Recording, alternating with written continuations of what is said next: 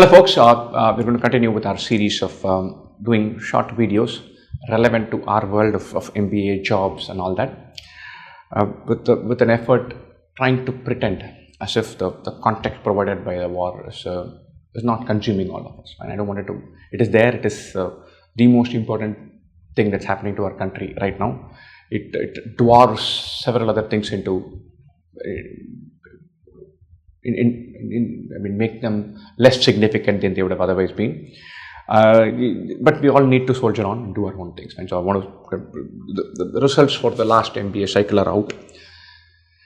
Every time results are out, I personally go through kind of more grief than happiness.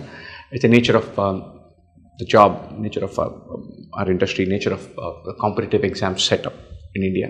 And so there's this old saying about being a sports fan. You be a sports fan, you're signing up for years of hurt, years of being whacked around by the successes and particularly failures of the team that you follow. Competitive exams are probably more or worse because you're signing up for a ride, an emotional thing, and then if it doesn't fall in place, it becomes a pain. The success rate in competitive exam space is low. Competitive exam industry is probably lower. So every time I hear news of somebody who's gone to Ahmedabad or Bangalore or Calcutta, I keep hearing that there's somebody who's got a waitlist number in I am Lucknow or I am Trichy, which looks like it may not convert. That there's 5 more, 6 more weeks of stress, and with the potential of disappointment at the end of it. And so, if you fall into that bucket, don't worry about it. Way more super successful, fabulous candidates, employees, citizens who have not done an MBA than those who've done an MBA. We've all made jokes of this MBA and MBA-giri all our lives.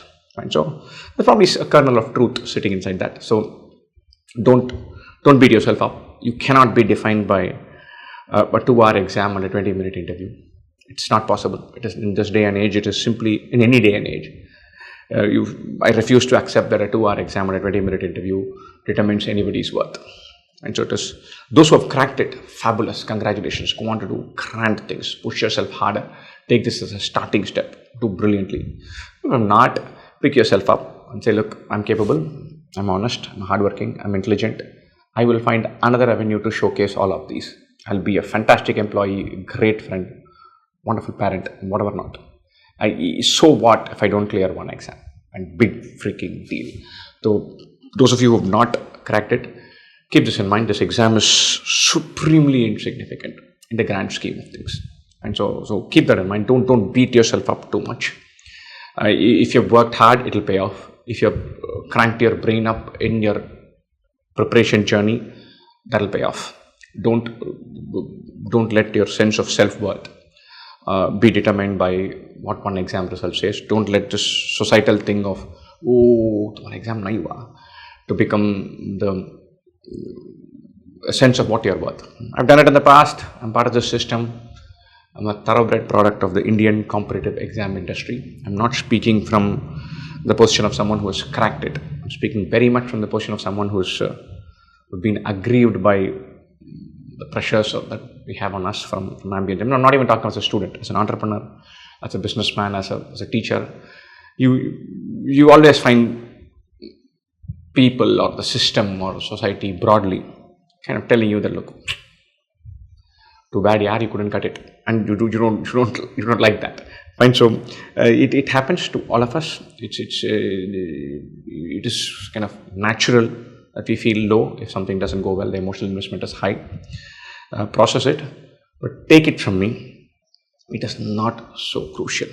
It is simply not crucial in the context of what can happen over a 40-year career. A 2-hour exam, trivial.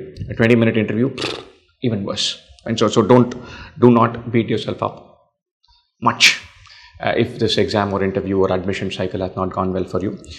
The stress of waiting that several of you might still be going through is even more painful. बहुत ही बकवास है to wait for waitlist after waitlist to know that your hopes hang by a thread and you'll be seemingly in a fantastic place if one waitlist goes your way and be stuck in your old rhythms if it doesn't go your way. It's a painful state to be in. And some of you are probably in a place where you're going to be in that state for 3-4 weeks. Run, walk, jog, exercise, watch TV, meet with friends, do something to take your mind off this. You can't be consumed by that all the time. So don't let your sense of self be defined by this. Completely not worth it. Pick yourself up. You can choose to prepare for CAT, go towards GMAT, have one more crack at it with renewed vigor, or say this is not for me. Go do other things that'll add value to your lives, lives of people around you. Figure that out. Right? But take it from me, it is sometimes utterly sad, and it seems like the world is coming around crashing in that moment. It is not. You can go on to do wonderful things without cracking this exam. I'm saying this as someone who's made a virtue out of cracking this exam. Right? So this is not as meaningful as people like me make it out. Right? So best wishes in your life.